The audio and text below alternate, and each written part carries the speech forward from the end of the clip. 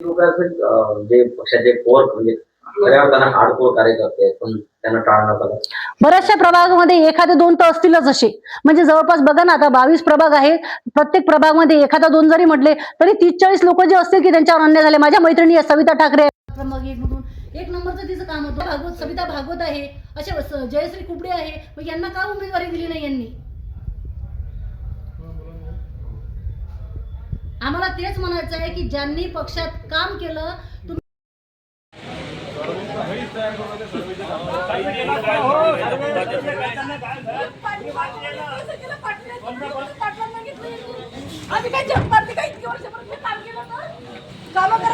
जेव्हा गरज असते तेव्हा दरवाजा उघडता. दरवाजा लावून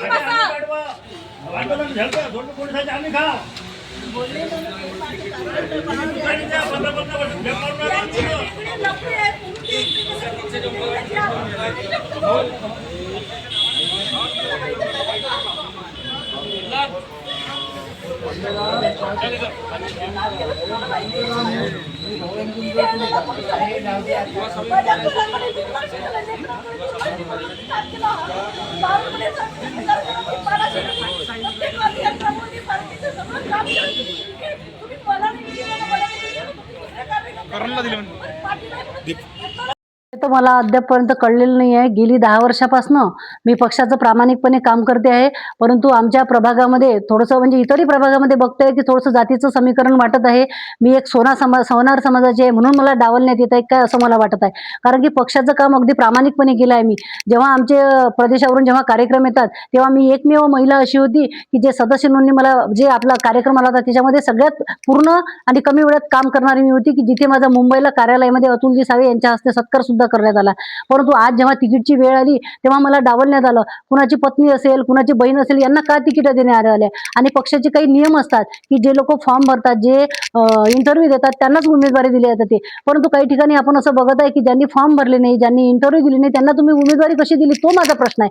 त्यांना उमेदवारी का दिली तुम्ही? त्यांचं संघटनेमध्ये काहीच योगदान नाहीये. मग आम्ही एवढं काम करून जर आम्हाला डावलण्यात येते याचा अर्थ काय? का बरं असं?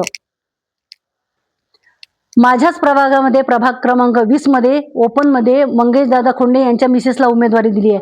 माझी वैयक्तिक नाराजी नाही आहे, पण मला हेच म्हणायचं आहे की त्यांचं पक्षासाठी काय योगदान आहे? त्यांनी फॉर्म भरला नाही, त्यांनी इंटरव्ह्यू दिला नाही, मग त्या याच्या सर्वेमध्ये नव्हत्या, मग त्यांचं नाव कसं झालं? त्यांना उमेदवारी का दिली गेली? म्हणून पक्षाला माझं एक आव्हान आहे की मी प्रामाणिकपणे काम केलं. ज्यांना ज्यांना तुम्ही अशा उमेदवारी दिली आहे की ज्यांचं योगदान नाही आहे पक्षामध्ये त्यांची उमेदवारी रद्द करण्यात यावी. आणि मी सगळ्यांना सांगते मी जे काम केलं त्याचं मला फलित काहीतरी मिळावं, मला स्वीकृत देण्यात यावं. अन्यथा जर माझ्या जीवाला काही कमी जास्त झालं तर आपण सगळे लोक त्याला जबाबदार राहणार आहे. मी 2018 पासून भाजपमध्ये एकदम ऍक्टिव्ह म्हणून काम करते आहे. मोर्चे असो किंवा आंदोलन असो, काही पक्षाचं काम असो, मी प्रामाणिकपणे काम केलेलं आहे. आणि महिला आणणं असो का पार्टीसाठी खर्च करणं असो, मी याच्यासाठी कधी माघारी घेतली नाहीये. तरी माझ्यासोबत असं करण्यात आलंय, याची मला खूप खंत आहे.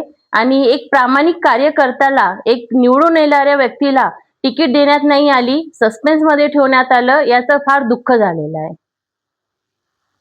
पार्टी ही कार्यकर्त्याची, भारतीय जनता पार्टी कार्यकर्त्याची पार्टी आहे असं म्हणतात, पण कार्यकर्त्यांना इथे न्याय मिळत नाहीये. जे नवीन लोक आले आहेत, जे कार्यकर्ते आहेत त्यांच्या बायकोंना तिकीट देण्यात आले आहे. नवीन चेहरे जे कधी पार्टीमध्ये कधी महिला मोर्चे दिसले नाही अशा व्यक्तींना तिकीट वाटप करण्यात आली आहे. जात पाहून तिकीट देण्यात आली आहे. आमच्यासारख्या लोकांनी काय करणार आहे? पैसे घेऊन तिकीट वाटप करण्यात आली आहे. म्हणजे आमच्यासारखे लोक काय करणार? कुठे जाणार? आम्ही प्रभागाच्या प्रत्येक घरामध्ये, विधानसभा असो, लोकसभा असो, एक एक घरात जाऊन आम्ही प्रचार केलेला आहे. बूथचे कामे आम्ही रात्रभर जागून कामं केलेले आहे. तरी आमच्यासोबत असा अन्याय झालेला आहे. तर यासाठी तर मला खूप दुःख आहे. हो, मी लढणारच आहे. आणि मला विश्वास आहे की माझी जी काम मी केलेली आहे, ज्या जनतेसोबत मी जुळलेली आहे, ते जनता माझ्यासोबत राहील. ज्या महिला भगिनी माझ्यासोबत जुळलेल्या आहेत त्या भगिनी माझ्यासोबत राहतील आणि मी निवडून येईल यावर मला पूर्ण विश्वास आहे.